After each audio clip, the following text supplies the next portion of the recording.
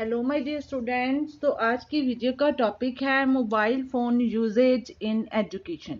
तो जैसे कि हम सबको पता है कि कोरोना के टाइम से सभी स्टूडेंट के पास है मोबाइल फ़ोन, वो हो चुके हैं अवेलेबल क्योंकि ये ज़रूरत बन चुकी थी उस समय की। लेकिन अब सब कुछ ऑफलाइन होने लग चुका है।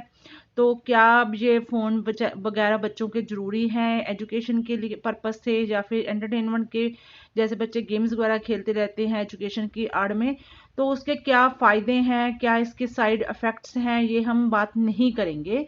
बल्कि हम बात करेंगे कि मोबाइल फ़ोन को अगर हमने सिर्फ एजुकेशन सिस्टम के लिए ही रखना है तो किस तरह से हमारे लिए वो यूज़फुल हो सकता है।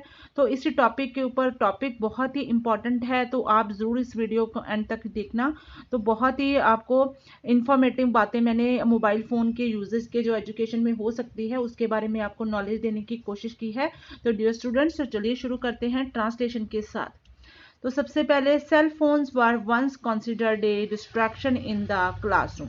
तो अगर बात कर ले थोड़े से कोरोना के पहले की, अगर बात कर ले तो सेल फोन, जो मोबाइल फोन है, स्मार्टफोन है, कुछ भी है, वर वंस कंसिडर, यह माना जाता था, कंसिडर होता है माना जाता था कि डिस्ट्रैक्शन, कि ये बच्चों के लिए डिस्ट्रैक्शन है, बच्चों का जो ध्यान है वो भटकाता है, इसलिए क्लासरूम में ये अलाउड नहीं है, या फिर बच्चों के लिए तो बिल्कुल भी अलाउड नहीं है।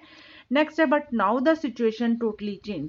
लेकिन अगर हम अब के समय की बात करें तो सिचुएशन है बहुत ज़्यादा चेंज हो चुकी है, टोटली चेंज हो चुकी है।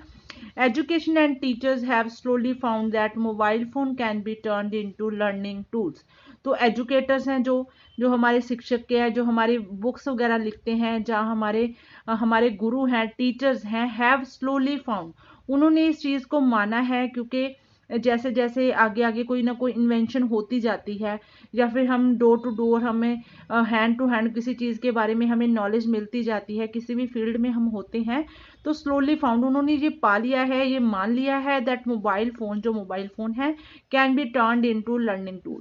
तो इनको सिर्फ हम एंटरटेनमेंट के बेस पर छोड़ के, अगर इनको छोड़ दिया जाए इस पक्ष को, टर्न्ड इनटू लर्निंग टूल्स, इनको लर्निंग टूल्स के तौर पे हम इनको यूज़ कर सकते हैं। किस तरह से यूज़ करेंगे वो आगे बताएंगी। जैसे कि लर्निंग टूल की बात कर लें, जैसे हमने कोई मकान बनाना होता है तो हम कोई मैसन मिस्त्री वगैरह लगाते हैं, तो वो अपने टूल्स है वो साथ लेके आता है। या फिर हमने कोई कारपेंटर लेके आना है, घर पे कोई कारपेंटर का काम कराना है, कोई हमने कोई चीज़, इलेक्ट्रिशियन है, तो उसके अलग अलग टूल्स होते हैं फ्रेंड्स। लेकिन अगर कोई किसी मिस्त्री के पास या फिर किसी कारपेंटर के पास टूल ना हो तो क्या वो काम कर पाएगा? बिल्कुल नहीं, इम्पॉसिबल है, क्योंकि टूल्स के बिना कोई भी काम नहीं होता है। इसी तरह से एजुकेटर्स, टीचर्स ने ये मान लिया है कि हम मोबाइल फ़ोन को लर्निंग टूल्स के तौर पे यूज़ कर सकते हैं। When phones used as appropriately, there can be various learning outcomes. तो अगर appropriately का मतलब क्या होता है? अगर सही ढंग से हम देयर फोन्स यूज, इनको अच्छी तरह से सही ढंग से यूज किया जाए, तो there can be various learning outcomes. तो सीखने के बहुत सारे पर्पस हैं, बहुत सारे नतीजे हैं, वो निकल के सामने आएंगे, अच्छे वाले नतीजे। Many modern cell phones have the power and potential of computer. तो अगर बात कर ले, जो स्मार्टफोन है, जो मोबाइल फ़ोन है, वो इतने अच्छे आ चुके हैं, इतने उनमें पावर आ चुकी है, पोटेंशियल इतने हैं इनकी, उतनी जीबी या मेमोरी की बात कर लें हम, तो उतनी उनमें स्पेस हो चुकी है ऑफ कंप्यूटर्स। तो उन्होंने क्या कर लिया है, मोबाइल फ़ोन ने कंप्यूटर की जगह ले ली है। From the past decade and the require only a fraction of energy to operate. तो कंप्यूटर्स की जगह उन्होंने ले ली है फ्रॉम द पास्ट डिकेड। अगर हम पिछले दहाकों की बात करें, पिछले 20 से 30 सालों से बात करें, उसके पीछे जाएं, and require only fraction of, तो उन्होंने क्या, जो कंप्यूटर है, कंप्यूटर को ज़्यादा एनर्जी लगती थी, ज़्यादा इलेक्ट्रिसिटी लगती थी, लेकिन जो मोबाइल फ़ोन आ चुके हैं, रिक्वायर ओनली ये फ्रैक्शन, उनका बहुत छोटा हिस्सा है वो एनर्जी का चाहिए होता है, बहुत इलेक्ट्रिसिटी का छोटा सा मतलब चार्जिंग आप कीजिए, मोबाइल फ़ोन चार्ज हो जाता है, आपके लिए रेडी टू यूज़ हो जाता है। तो उसके लिए बहुत ज़्यादा धाम झाम की कोई ज़रूरत नहीं है, थोड़ी सी एनर्जी, थोड़ी सी इलेक्ट्रिसिटी होती है इसको ऑपरेट करने के लिए। For many of the years, अगर हम पिछले कुछ सालों से बात करें, the United States conceptualized computers in traditional terms as personal computers and laptops. तो काफ़ी साल पीछे चल जाए, यूनाइटेड स्टेट्स से अमेरिका से ही इसका कंप्यूटर की जो खोज हुई थी। तो कंसेप्चुअलिस्ट क्या था, कंप्यूटर को किस तरह से रखा जाता है, ट्रेडिशनल वे से, जैसे कंपनियां रखती थी बड़ी बड़ी, आम लोगों के पास नहीं होता था। ट्रेडिशनल जैसे कि कंपनियां थी, कोई फैक्ट्रीज थी बड़े बड़े, जहाँ पे ऑर्गेनाइजेस होते थे, तो वो इसको रखते थे पर्सनल। कैसे रखते थे, पर्सनल कंप्यूटर, जैसे कंपनी ने अपना उसमें डाटा रखा हुआ है तो उसका पर्सनल, कंपनी का अपना पर्सनल कंप्यूटर होता है, और लैपटॉप्स होते थे उनके इंजीनियर्स के पास होते थे, जो कि उसको यूज करते थे, उसको यूजफुल काफी बनाते थे। उनका काम है लैपटॉप्स पे पर्सनल कंप्यूटर, जो पर्टिकुलर कंपनियां होती थी यूनाइटेड स्टेट से अगर बात करें, तो उस तरह से इस चीज को रखा जाता था। लेकिन आज के समय की हम बात कर रहे हैं, बट रिसेंट टाइम, आज के समय की बात करें, more and more people switching to personal devices. तो जो आम लोग हैं उन्होंने पर्सनल डिवाइस है वो कैसे ले लिए हैं, फॉर कंप्यूटरिंग करने के लिए उन्होंने किस चीज को, पर्सनल डिवाइस कैसे खरीदने शुरू कर दिया है। लैपटॉप तो चलो खरीदते हैं, लेकिन अब आम लोगों के लिए अगर बात कर ले, जो ज्यादा पैसा नहीं खर्च सकते हैं, एज सेल फोन्स और स्मार्टफोन, तो उन्होंने कंप्यूटरिंग के लिए अपने सेल फोन और स्मार्टफोन को यूज करना बहुत ही यूजफुल आइडिया उन्होंने निकाल लिया है, कि कोई जरूरत नहीं है आपको कंप्यूटर्स लेने की पर्टिकुलर, आप मोबाइल फोन पे ही अपने सारे काम, क्योंकि एप्स बहुत ज्यादा आ चुकी हैं फ्रेंड्स, तो उस तरह से आम लोगों की पहुंच में आ चुकी हैं। The PC market continue to decline. तो अगर बात कर ले पीसी क्या होता है, पर्सनल कंप्यूटर की मार्केट है, जो बहुत मुनाफा उसने कमाया है, बहुत लोगों को मतलब उनकी जेब पे हावी हो गई थी, पर्सनल कंप्यूटर नीड बन चुकी थी आज से 10 साल पहले। तो कंटिन्यू टू डिक्लाइन, तो अब क्या हो रहा है, वो डिक्लाइन हो रही है, मतलब बहुत ज्यादा कम हो रही है जो कंप्यूटर की मार्केट है। इन 2019 की बात करें तो वहीं से, जैसे कि कोरोना लास्ट में नवंबर 2019 में शुरू हो गया था, तो वहीं से वो डिक्लाइन होनी शुरू हो गई। एंड कंप्यूटर सेल इफेक्ट, तो जो कंप्यूटर्स की सेल थी बहुत ज्यादा, ग्राफ उसका ऊपर ही ऊपर जा रहा था, तो वो क्या हो गया, अफेक्ट, उसके ऊपर असर आ चुका है, वो डिक्लाइन होनी शुरू हो चुकी है। ऑन द अदर हैंड, अगले हाथ पे बात करें, smartphone users globally increase to 3.2 billion in 2019। अगर हम स्मार्टफोन की यूजेज की बात कर लें, तो ग्लोबली, पूरे वर्ल्ड वाइड हम अगर इसकी गिनती करें, इंक्रीज कैसे बढ़ चुकी है, टू 3.2 बिलियंस, मिलियंस के भी आगे बिलियंस, जो कि 2019 में इसकी सेल हुई थी, एंड एक्सपेक्टेड 3.8 बिलियन इन 2021। तो कोरोना के बाद, जैसे कोरोना खत्म होना शुरू हो चुका था 2021 में, तो वहां पे 2019 में ही इस चीज को एक्सपेक्ट कर लिया गया था कि 3.8 बिलियन जो मोबाइल फोन की बिक्री है वो होगी कब, 2021 तक। तो अब तो स्टूडेंट 2022 भी एंड होने के आया है, तो आप खुद से ही अंदाजा लगा सकते हैं कि किस तरह से 3 से लेके ये बिलियन, 4 से 5 बिलियन तक होने वाला है। डेटा कुछ भी एक्सपेक्टेड नहीं है, आप गूगल पे सर्च करोगे तो आपको सब कुछ अवेलेबल हो जाता है, वो भी आप मोबाइल पे करते हो। तो इस तरह से बहुत इजी बन चुकी है life. Attempt to do something और simple as use an internet search only require turning on a phone and opening the browser. Attempt to do something, हमने कुछ करना है, हमने कुछ ढूंढना है। इंटरनेट की अगर बात करें, एज सिंपल, इतना सिंपल बन चुका है, इतना आसान हो चुका है, as use an internet, internet को यूज करना, छोटे छोटे बच्चे इंटरनेट को यूज करना सीख चुके हैं। सर्च ओनली रिक्वायर, हमने कुछ सर्च करना है, क्या रिक्वायर करना होगा हमें, किस चीज की रिक्वायरमेंट होगी, एक इंटरनेट कनेक्शन की होगी। Turning on a phone, phone को हम ऑन करेंगे, एंड ओपनिंग द ब्राउजर, और फोन में ब्राउजर फीचर है उसको हम खोलेंगे। For teacher this means saving of time. तो अगर सबसे पहले हम बात कर ले, स्टूडेंट का भी छोड़ के हम पहले टीचर्स की बात कर ले, this means saving of time, इसका सीधा से सीधा मतलब क्या है कि उनके टाइम की बचत हो जाती है। As this allows teacher to move quickly into their lesson, इसका सीधा मतलब क्या होता है कि टीचर्स है, फटाफट से उन्होंने मोबाइल फोन के ऊपर अपना जो सब्जेक्ट है उसको खोला, उसके ऊपर move quickly into their lesson, जो भी वो लेसन पढ़ा रहे हैं उसके ऊपर पहुंच गए, instead of having to introduce new tools to the student and train them on those tools.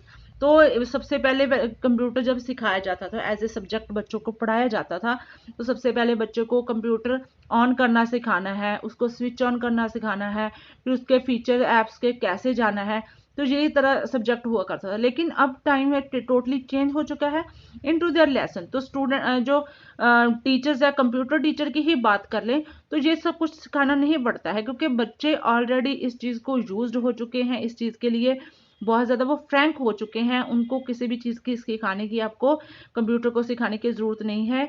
Having to introduce, कि उनको कैसे सिखाया जाए इंट्रोड्यूस, उनको कैसे इंट्रोड्यूस करवाया जाए कंप्यूटर के साथ, न्यू टूल्स जो उसके बीच में न्यू टूल्स है उनको खोलना कैसे सिखाया जाए, टू द स्टूडेंट्स, इस स्टूडेंट्स को सिखाने की कोई ज़रूरत नहीं है। And train them on those tool, और उन टूल्स को चलाने के लिए भी उनको ट्रेन करने की कोई ज़रूरत नहीं है। सीधा से सीधा मतलब क्या है, टीचर कंप्यूटर के ऊपर गए, स्टूडेंट्स को उस बारे में सब कुछ पहले से पता है, उसके उस ऊपर उन्होंने जो अपने टॉपिक टीचर ने समझाना है सीधा उसी टॉपिक पे चले जाते हैं। तो कोई तामझाम की, कोई भी टाइम वेस्ट करने की कोई ज़रूरत नहीं होती है टीचर्स के लिए। One of these ways was Twitter, as teacher can pass assignment and due dates which can help student to stay connected. One of these veg, उनमें से एक तरीके की बात करें, वाज ट्विटर। तो इसके ऊपर ट्विटर के बारे में सभी स्टूडेंट जानते हैं। तो टीचर्स ट्विटर पे जाते हैं, कैन पोस्ट असाइनमेंट, तो जो भी स्टूडेंट उनके साथ कनेक्टेड है पोस्ट अपनी असाइनमेंट है, कभी बच्चा गैर हाजिर है या फिर वैसे भी बच्चों को, स्टूडेंट्स को अपनी क्लास को असाइनमेंट है वो पोस्ट करनी है। एंड ड्यू डेट्स हैं उसके बारे में, जैसे कोई असाइनमेंट पहले से करवा रखी है या फिर करवानी है, ड्यू डेट्स का कोई इसमें इशू नहीं है। Which can help student to stay connected, इसके साथ क्या होता है कि स्टूडेंट अपने टीचर्स के साथ कनेक्टेड रहते हैं।